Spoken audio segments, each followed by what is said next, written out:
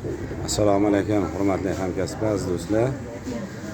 Mana o'qishimizga 2-aprelda boshlanadigan kursimizga Rasulbek do'stimiz Xo'janddan Toshkentga yetib keldilar.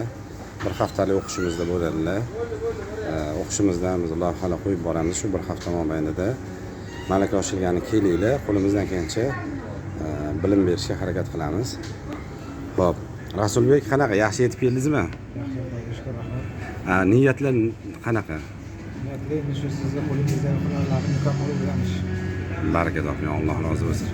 Nima endi ishlab chiqarish boshlayapsizlar, hali qilmadinglar endi? Endi shunday bir sohasida tushunmalarni kraska o'shanaqa ishlar bo'ldi. Sizni nimangizni Krashinlarga talab kuchli bo'lgani uchun keldinglarmi? O'zingizlarda ishlab chiqarish qisman bor edi, faqat bo'yog'i kimgadir bo'yatib turuvdinglar, to'g'rimi? Endi o'zingizlar xudo xohlasa shuni yo'lga qo'ysanglar, albatta baraka bo'ladi. Aziz do'stlar, yaxshilikni ko'rishaylik.